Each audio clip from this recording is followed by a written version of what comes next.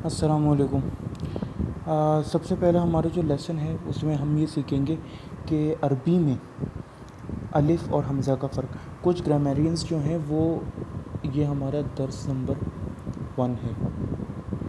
کچھ گرامیرینز جو ہیں وہ ڈیوائڈ کرتے ہیں الف میں اور حمزہ میں، تفریق کرتے ہیں۔ وہ یہ کہتے ہیں کہ جو الف جس کے اوپر کوئی حرکت نہ ہو وہ الف ہوتا ہے۔ اس کی ایگزامپل ہے قالو، ان لوگوں نے کہا۔ اب یہ الف جو ہے یہ وداؤٹ حرکت ہے، اور کسی بھی الف کے اوپر اگر حرکت لگ جائے یعنی زبر، زیر یا پیش، اور یہ چھوٹا سا حمزہ لگا ہوا ہو تو وہ پھر حمزہ کاؤنٹ ہوگا۔ دوسری بات یہ کہ حمزہ کی پھر 2 ٹائپس ہے۔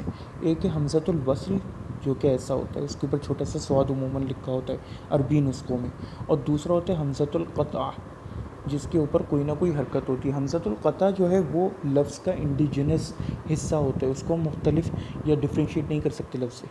حمزۃ القطع کا مسئلہ یہ ہوتا ہے کہ وہ جو ہے اگر اس کے پیچھے کوئی لفظ ہوتا ہے اس کے ساتھ وہ ملا کے عموماً پڑھا جاتا ہے۔ ہاں، لفظ کے بالکل سینٹنس کی شروع میں اگر وہ آ جائے تو پھر ہم اس کو پروناؤنس کرتے ہیں۔ اس کی ایگزامپل ہے، اگر جملہ ہمارا شروع ہو رہا ہو افتح سے تو ہم یہاں پہ افتح بولیں گے،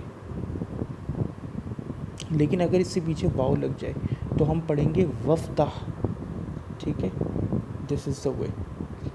جبکہ انزلہ، اب یہ حمزۃ القطع ہے، یہاں یہ پروناؤنس ہوگا۔ اگر اس سے پیچھے واو لگ جائے گا تب بھی ہم کہیں گے وانزلہ۔ والسلام علیکم۔